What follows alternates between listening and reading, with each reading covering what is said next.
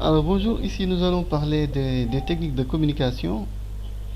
Et premièrement ici, comme vous le voyez, la première technique de communication dont on va parler, c'est d'abord l'écoute active. Nous l'avons dit dans la vidéo qui précède, ou en tout cas dans la partie sur l'importance de la communication pour l'entreprise. Nous avons dit que la communication, en réalité, comme peut-être beaucoup, comme beaucoup le pensent, la communication, ce n'est pas que le fait de parler. Mais la communication aussi, c'est savoir écouter. Comme on l'avait dit, si vous regardez bien, un être humain, il a deux oreilles et une bouche. Il n'a pas, c'est pas le contraire, il n'a pas deux bouches et une oreille, mais c'est le contraire. Donc, il a un être humain, il a deux oreilles et une bouche. Et donc, tout simplement, donc cela signifie que il faut tout simplement savoir écouter plus que l'on ne parle. Donc communiquer, ce n'est pas que parler. Et maintenant aussi, il faut apprendre à écouter. Comment écouter? L'écoute est un élément important de la communication, comme on l'a dit tout à l'heure. En réalité, il est plus difficile, n'est-ce pas, d'écouter que de parler. Il est plus difficile d'écouter que de parler. Et donc c'est pour cela donc il faut apprendre à écouter son interlocuteur. Donc c'est vraiment un élément essentiel en communication. Et savons-nous écouter? Est-ce que réellement on sait écouter? En tout cas, donc, c'est une question qu'on doit se poser. En réalité, en matière d'écoute, on a ce qu'on appelle ici l'écoute partielle. On a ce qu'on appelle l'écoute partielle. L'écoute partielle, c'est quoi? C'est quand on écoute, n'est-ce pas? On écoute, mais en réalité, on n'écoute pas entièrement ce que notre interlocuteur nous dit.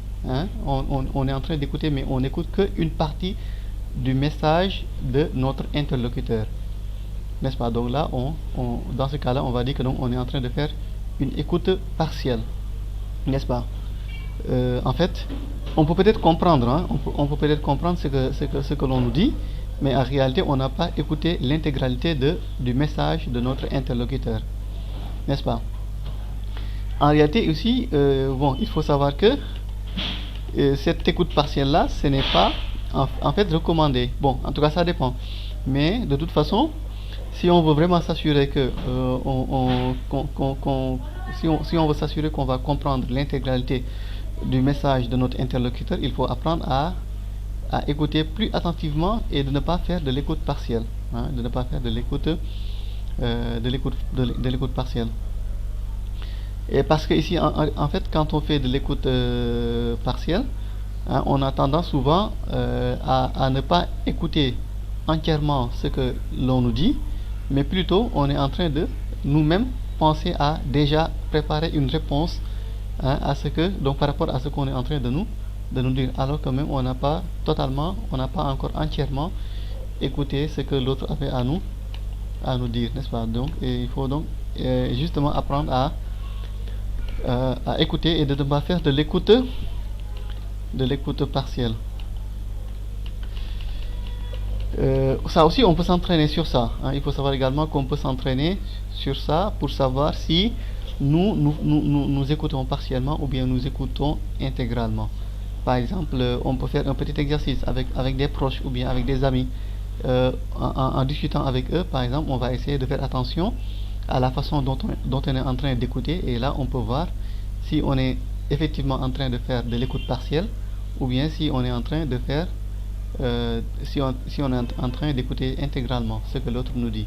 Voilà, donc là on peut s'exercer sur ça avec les amis ou bien avec des proches. Toujours en matière d'écoute également, on a aussi ce qu'on appelle l'écoute en dents de scie. Donc ça aussi c'est une façon d'écouter. Ici quand on fait de l'écoute en dents de scie également, on n'écoute pas aussi l'intégralité de ce que notre interlocuteur nous dit. Mais ici, nous avons l'impression d'écouter, mais en réalité, nous n'écoutons pas entièrement. Notre attention parfois se porte sur ce que notre interlocuteur nous dit, et des fois aussi on n'est pas attentionné à ce que notre interlocuteur nous est en train de dire. Donc c'est comme, en fait, c'est comme les dents de scie, quoi. Vous voyez que les dents de scie, c'est comme des zigzags. Donc ça veut dire que donc, des fois on est attentionné à ce que l'autre dit, et des fois également notre attention se détourne de ce que notre interlocuteur est en train de nous dire. Et là aussi, comme tout à l'heure, hein, là aussi, vous-même, vous vous connaissez mieux que quiconque, n'est-ce pas? Vous pouvez vous entraîner, avec vos amis, avec vos proches. À chaque fois quand vous parlez avec eux, ou bien en tout cas quand quelqu'un vous parle dans votre entourage, ou bien parmi vos amis, ou bien vos proches, les membres de votre famille, vous essayez de voir, si vous êtes en train de faire de l'écoute en dents de scie, ou bien si c'est même votre habitude, hein, parce que peut-être il peut y avoir des gens dont leur habitude c'est ça, leur habitude c'est d'écouter en dents de scie. D'autres également vont écouter partiellement, vont faire ce qu'on appelle l'écoute partielle. Et enfin également, on peut avoir le dernier ici, le dernier type d'écoute, c'est ce qu'on appelle l'écoute globale. L'écoute totale ou bien l'écoute globale. Ici donc, cette façon d'écouter là, ça implique le fait que donc ici, notre attitude, on adopte une attitude qui implique une démarche précise. C'est-à-dire quoi? Ça veut dire que donc, ici, nous allons non seulement écouter l'intégralité de ce que notre interlocuteur nous dit, mais également aussi même, on va aller plus encore, plus loin encore, on va essayer même de se mettre à la place de notre interlocuteur et essayer même ainsi donc de ressentir, hein, essayer en tout cas de partager ses ressentiments, de partager ses motivations, ses émotions, etc. Donc voilà, donc là on se met vraiment à la place de notre interlocuteur, on essaie de le comprendre, on essaie de partager ses sentiments, ses ressentiments, hein, ses motivations, ses craintes. Voilà, donc là vraiment c'est une écoute totale et également c'est une écoute avec une attention particulière accordée à notre interlocuteur. Et ici également, quand on fait de l'écoute globale aussi, de l'écoute totale, nous n'essayons pas également d'interpréter. Ici, on n'essaie pas d'interpréter, on n'essaie pas d'interpréter. Donc on écoute justement ce que l'on est en train, ce que l'autre est en train de nous dire. Et aussi toujours quand on fait également de l'écoute totale ou bien de l'écoute globale également, toujours des fois aussi nous pouvons essayer de reformuler ce que notre interlocuteur est en train de nous dire. Et justement la reformulation, ça permet de vérifier si on a compris ou pas. Donc la personne a fini de nous parler et nous lui disons ah d'accord, donc si je comprends bien, et là voilà, maintenant on essaie de reformuler. Et donc cette reformulation là, ça permet de vérifier si on a compris ou pas. Et aussi par exemple toujours dans l'écoute totale aussi, on peut aussi poser des questions. On peut également poser des questions toujours pour essayer d'avoir les idées plus claires, en tout cas de vérifier si on a bien compris. Voilà, donc retenez bien que donc nous avons dit qu'on peut avoir ici trois formes d'écoute. Nous avons premièrement ce qu'on appelle ici l'écoute partielle, hein, donc qui consiste à une écoute, mais donc vraiment une écoute qui est partielle, hein, comme son nom l'indique, hein. Donc on écoute mais on n'écoute pas en réalité, on écoute un tout petit peu seulement, mais donc notre attention est détournée, hein, sur autre chose. Nous avons également l'écoute en dents de scie. Donc avec l'écoute en dents de scie, bon, c'est comme des zigzags en fait, hein. Donc c'est une écoute mais en forme de zigzag. Donc, ça veut dire que donc des fois, tantôt on est attentionné, tantôt on n'est pas attentionné, tantôt on est concentré à ce qu'on nous dit, tantôt notre attention est détournée de ce que l'on nous dit. Et enfin donc le troisième type d'écoute, c'est ce qu'on appelle l'écoute totale ou bien l'écoute globale. Donc ici c'est une écoute vraiment donc où l'on accorde une attention totale, une attention donc particulière à ce que l'on nous dit. Donc nous sommes concentrés totalement à 100% à ce que notre interlocuteur nous dit, et là on essaie même de vraiment ressentir ses sentiments, ses émotions, de partager ses émotions, ses sentiments, et de se mettre même à sa place. On a aussi donc ici les attitudes de l'écoute. Toujours également, quand on écoute aussi, il faut savoir que donc on peut avoir ce qu'on appelle l'attitude passive, l'attitude évaluatrice.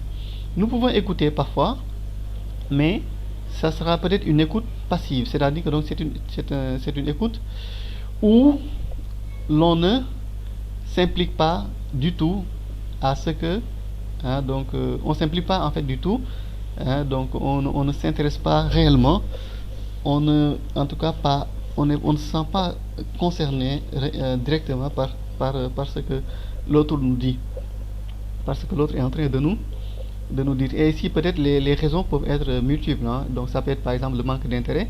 On n'est pas intéressé par le sujet, hein, donc, ou bien par exemple, on n'a pas le temps. On est en train de nous parler, mais nous, on n'a vraiment pas le temps d'écouter.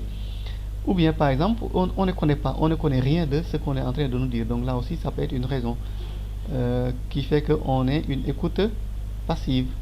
Sinon aussi également, on peut avoir une écoute évaluatrice. C'est quand l'émetteur dit clairement ce qu'il pense dès le début de la communication. Et ici donc, nous, le problème c'est que nous pouvons être tentés d'apporter des jugements, hein. On peut être tenté d'apporter des jugements ou bien de donner notre opinion personnelle par rapport à ce qu'on est en train de nous dire. Donc voilà, donc c'est ce qu'on appelle une attitude évaluatrice. Donc on donne notre point de vue, on juge en fait ce que l'autre dit, hein, alors que donc le premier ici on avait dit que c'était une attitude passive. Là on ne s'intéresse pas réellement à ce qu'on nous dit.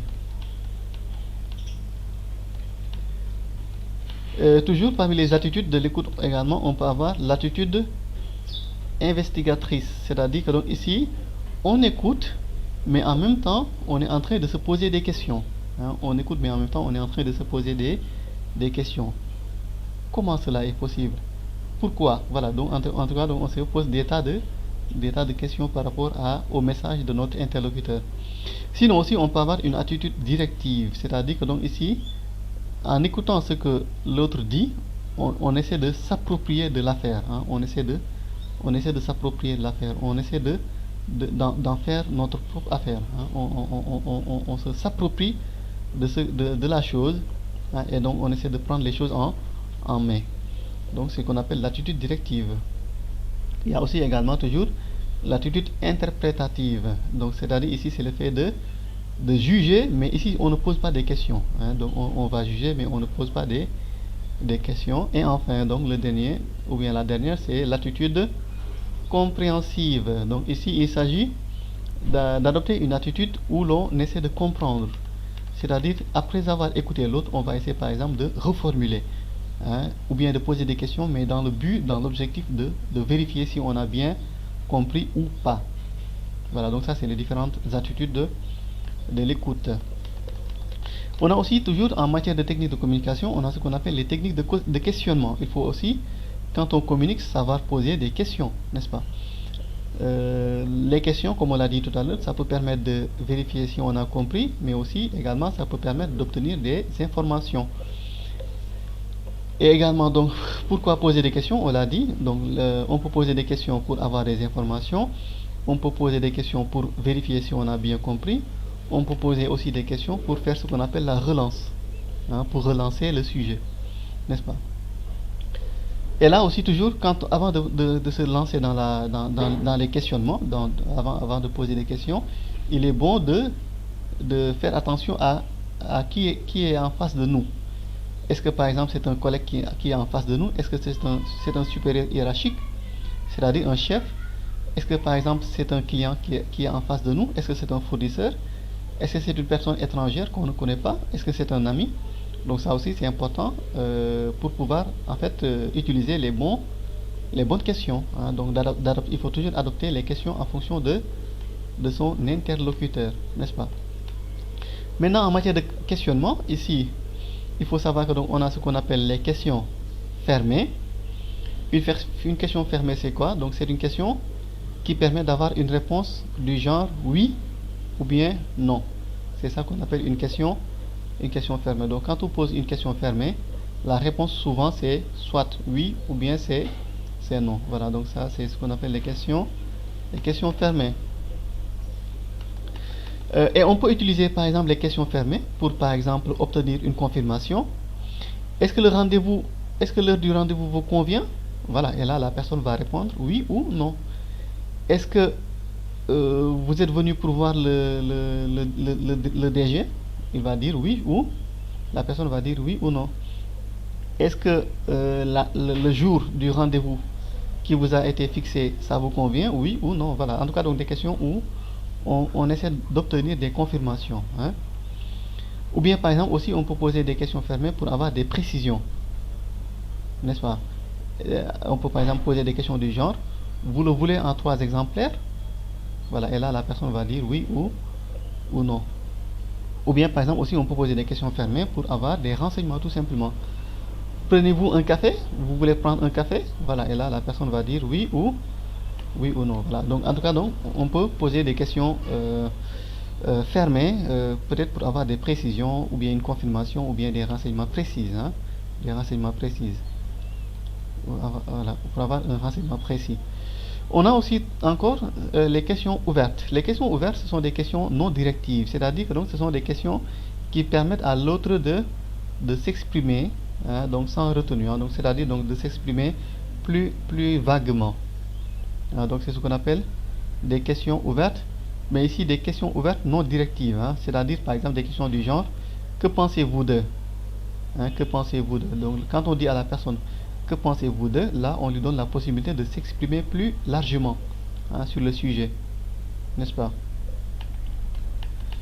On peut aussi par exemple toujours avoir des questions ouvertes mais qui sont cette fois-ci des questions ouvertes mais qui sont directives, hein, semi-directives, hein. Des questions ouvertes semi-directives. Donc ces questions ouvertes semi-directives permettent donc ça permet d'avoir des réponses variées. Hein, par exemple, en tout cas, donc c'est par exemple des questions qui peuvent porter sur quelque chose de précis. Hein. On dit par exemple, est-ce que tu veux du papier transparent, ou bien du papier format A4, ou bien du papier pour prendre des notes. Et là, donc la personne a le choix entre plusieurs options. Donc, vous voyez. Donc c'est une question qui est un peu fermée, mais en réalité qui n'est pas trop fermée. En tout cas, on donne la possibilité, à la personne la possibilité d'avoir plusieurs réponses possibles. Il y a plusieurs réponses possibles. Et là, donc la personne peut choisir parmi ces réponses possibles là. Donc c'est une question qui est toujours ouverte, mais qui est semi-directive, n'est-ce pas? Et aussi, toujours, ces questions ouvertes semi-directives également sont appelées questions ouvertes semi-directives parce que tout simplement, l'émetteur, toujours ici, c'est-à-dire que donc lui, par exemple, ici vous avez un exemple. On dit que Fatima demande à son patron une réponse sur les supports et non sur la présentation ou sur le contenu. Donc voilà, en tout cas, la réponse, elle est dirigée. C'est nous-mêmes qui choisissons les réponses, mais en tout cas, donc la personne a la possibilité de choisir parmi plusieurs réponses. Par exemple, on dit, tu veux quel format de papier? Tu veux un papier format A3, A4 ou bien A5? Vous avez vu, donc c'est nous-mêmes qui avons donné les réponses, hein. On a dit que ici la réponse ça pouvait être format A3 ou bien format A4 ou bien format A5. Et donc là, la personne va choisir parmi les différentes réponses qu'on a nous-mêmes données. Donc c'est ce qu'on appelle des questions ouvertes, mais qui sont semi-directives.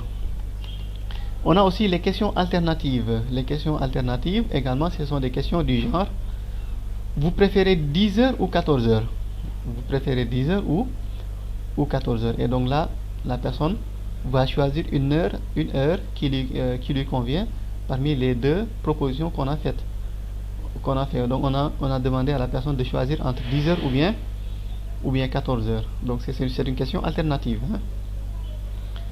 Et ces genres de questions-là sont utiles pour les prises de rendez-vous, hein. Ce sont des questions qui sont utiles pour les prises de rendez-vous. On a aussi les questions inductives. Les questions inductives, ce sont des questions du genre ne pensez-vous pas que, hein, ne pensez-vous pas que, etc. Hein, et là on dit, par exemple, ne pensez-vous pas que ce soit un peu trop important? Voilà, par exemple, et là donc la personne va répondre, n'est-ce pas? On a aussi les questions ponts, hein, les questions ponts. Donc ici, ce sont des questions qui sont utiles pour des personnes qui sont bavards. Vous savez que les gens ne sont pas tous pareils. Il y a des gens qui sont trop bavards, il y a des gens qui sont un peu réservés, c'est-à-dire qui ne parlent pas trop, voilà, qui restent à leur place, mais il y a des gens qui sont bavards aussi, hein. Et donc les questions ponts sont utiles pour les personnes qui sont un peu bavards. Et parce que donc ces gens-là, souvent, si on les laisse prendre la parole, on n'essaie pas de les réorienter, de les retenir un peu. Ils vont parler de tout et de rien du tout, n'est-ce pas? Donc c'est pour cela donc il faut essayer de les réorienter vers le sujet avec des questions ponts. Voilà, la reformulation. La reformulation aussi, c'est utile en communication. Et comme on l'avait dit tout à l'heure, c'est une technique qui permet de reprendre ce que votre interlocuteur a dit en d'autres termes. Donc c'est ça qu'on appelle la reformulation. La reformulation, c'est une technique de communication qui consiste à reprendre, à redire ce que votre interlocuteur a dit en d'autres termes afin de vérifier si on a compris ou bien en tout cas pour vérifier si ce qu'on a retenu, si ce qu'on a retenu c'est exactement ça ou pas. Donc c'est comme ça, c'est ça qu'on appelle la reformulation. Par exemple, on dit si je comprends bien, vous voulez dire que le rendez-vous qui vous a été fixé initialement a été reporté, par exemple. C'est un petit exemple.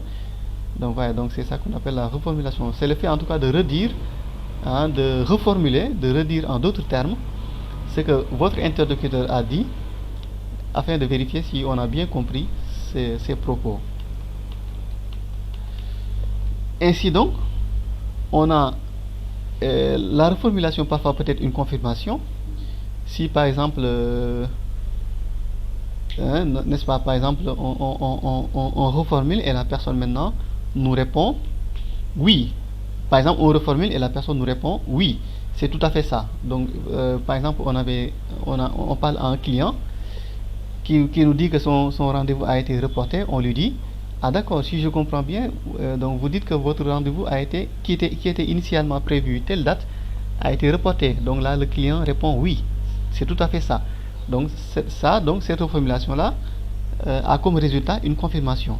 Cette reformulation-là a, dans ce cas, comme donc, conséquence, une confirmation. Donc ça nous donne une confirmation. Mais aussi parfois, la reformulation peut donner une rectification. C'est quand, par exemple, la réponse est non. Quand la réponse est non. Le monsieur dit que le client dit qu'il avait un rendez-vous, mais la date bon, la date a été maintenue, mais c'est l'heure qui a été changée. Et nous, on dit, ah d'accord, donc monsieur, si je comprends bien, votre rendez-vous a été annulé. Donc la personne dit non. J'ai pas dit ça, j'ai pas dit que ça a été annulé, mais j'ai dit que la date a été maintenue, mais c'est seulement l'heure qui a été changée. Voilà, donc là on a une rectification, n'est-ce pas? Et pourquoi reformuler? Il est utile de reformuler pour s'assurer que l'on a bien compris, comme on l'a dit tout à l'heure. La reformulation aussi est utile pour faire confirmer par l'émetteur ce que lui-même il a dit. La reformulation également est utile pour obtenir plus d'informations. La reformulation aussi peut être également utile pour reconcentrer une conversation, ou bien par exemple tout simplement pour montrer qu'on est en train d'écouter. Donc tout ça c'est des choses qui sont utiles, donc des choses pour lesquelles on peut utiliser la reformulation. La reformulation toujours également peut être utile pour sécuriser son interlocuteur, donc pour montrer vraiment que voilà, qu'on est en train d'écouter, qu'il peut être rassuré, etc. Donc pour le rassurer un peu, mais aussi par exemple pour également l'encourager aussi. Voilà, donc tout ça ce sont des choses utiles pour la reformulation, donc des objectifs de la reformulation. La reformulation aussi, toujours, peut avoir différentes formes. On peut par exemple avoir ce qu'on appelle la reformulation écho.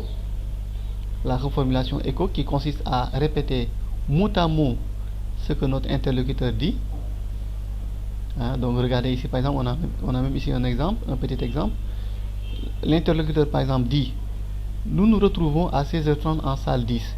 Et nous par exemple, nous disons 16h30 en salle 10. Voilà, donc ça c'est une répétition. C'est ce qu'on appelle la reformulation en écho. On peut également par exemple ici avoir ce qu'on appelle la reformulation transposition. La reformulation transposition qui consiste à reprendre les paroles de notre interlocuteur, mais en employant d'autres mots. Par exemple, ici, on nous dit, nous nous retrouvons à 16h30 en salle 10. Et nous disons, donc, 4h30 dans la salle de séminaire. Donc, la salle 10, ici, c'est la salle de séminaire. Hein.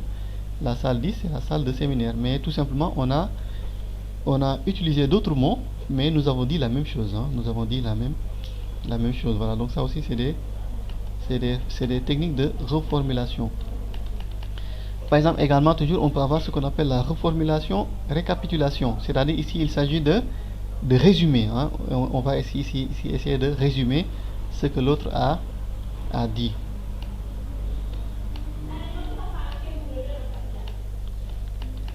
Voilà. De façon générale, maintenant, si on veut vraiment être un bon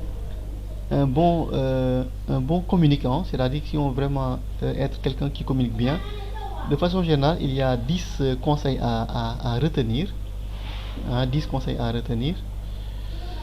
Et le premier ici, c'est d'abord tout premièrement, essayer d'abord d'aller au devant des autres et aussi de ne pas attendre que les gens viennent toujours vers nous. Donc c'est-à-dire donc avoir le sens du contact. C'est ce qu'on appelle avoir le sens du contact. Quand on veut être vraiment un bon communicant, quelqu'un qui est spécialisé en communication, quelqu'un qui est vraiment à l'aise avec la communication, quelqu'un qui communique bien, premièrement, il faut apprendre à aller vers les autres. Donc apprendre à aller vers les autres. En tout cas, donc apprendre toujours à faire le premier pas.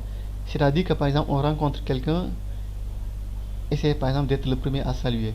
Ou bien quelqu'un, un client vient nous visiter, lui il vient, il s'arrête, il ne dit rien, on doit essayer de on le salue en premier, pourquoi pas.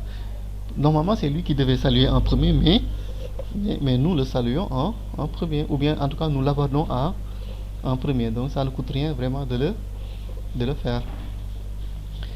Et également aussi adopter un bon comportement. Si on veut vraiment être un bon communicant également, il faut toujours apprendre à adopter un bon comportement. Également toujours partir également du principe que la discussion va être constructive, c'est-à-dire avoir une opinion, être optimiste hein, par rapport à la discussion qu'on va engager avec l'autre. Hein. Donc ne pas partir sur des bases négatives, hein, mais se dire que vraiment que avoir en tout cas l'idée, avoir des pensées optimistes, en tout cas être positif hein, de façon générale, et se dire que donc vraiment donc je pense que cette discussion là va être constructive, ça va donner quelque chose de positif. Essayez aussi toujours de penser positif hein.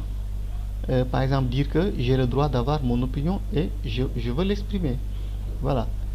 L'autre également, lui aussi il a le droit d'avoir également lui son opinion à lui, et lui aussi également il peut exprimer son opinion, même si son opinion est différente du mien, mais chacun a le droit d'exprimer son opinion.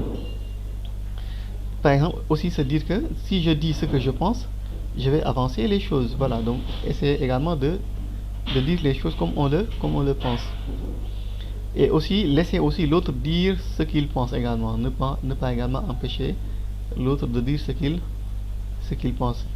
Et aussi également se dire également qu'on peut critiquer une tâche ou bien on peut critiquer un fait sans pour autant être agressif, c'est-à-dire que donc tout simplement excusez-moi du bruit hein. Donc se dire également tout simplement que on peut critiquer sans être agressif hein. Apprendre à dire qu'on n'est pas d'accord, apprendre à dire qu'on n'est pas d'accord sans pour autant être agressif, n'est-ce pas. Et aussi accepter aussi les critiques hein. Également accepter les critiques. On doit également, quand on communique, il faut également accepter les critiques. Nous pouvons critiquer les autres, bien sûr, tout en évitant d'être agressif, mais également nous aussi nous devons apprendre à accepter les critiques qui viennent des autres, n'est-ce pas. Et aussi se dire que aussi on peut avoir tort hein. L'autre également peut avoir raison. Quand on communique, c'est pas tout le temps nous qui avons raison. Des fois on peut avoir raison et des fois on peut avoir tort, n'est-ce pas. Et également savoir qu'aussi l'autre également, lui aussi, il peut avoir tort. Et nous aussi, nous pouvons avoir raison. En tout cas, donc, apprendre à accepter qu'on a tort si se trouve que c'est nous qui avons tort, mais aussi également essayer de apprendre à essayer de faire comprendre à l'autre que c'est lui qui a tort si c'est lui qui a tort. Euh, Huitième élément, c'est le fait de développer son écoute. C'est-à-dire, comme on l'avait dit tout à l'heure, quand on veut être un bon communicant, il faut apprendre à écouter. Il faut apprendre à écouter. Il faut pas avoir le monopole de la parole. Il ne faut pas essayer de tout le temps parler, mais des fois aussi, il est bon d'écouter, n'est-ce pas? Il faut également apprendre à poser des questions. Apprendre à poser des questions. Donc, et aussi également utiliser les techniques de reformulation dont on avait parlé tout à l'heure. Le regard également, la communication non verbale, apprendre à regarder son interlocuteur quand on parle, quand on dialogue avec quelqu'un, il faut apprendre à le regarder. Utiliser aussi le sourire également, également c'est un élément essentiel dans la communication. Le sourire, ça permet de dégager une énergie positive autour de soi. Ça permet de partager un sentiment de la sympathie avec son interlocuteur. Et là, donc, l'interlocuteur, lui, sera plus à l'aise et donc là, ça peut jouer positivement sur notre discussion. Et également, toujours encore une fois, et on le répète encore, penser à son comportement. Penser encore une fois à son comportement, également à ses attitudes, à ses caractères. Être positif, toujours être positif. Toujours être positif. Et enfin, maintenant, pour terminer, essayer d'utiliser ce qu'on appelle l'humour. Mettre parfois un peu d'humour, n'est-ce pas, dans sa communication.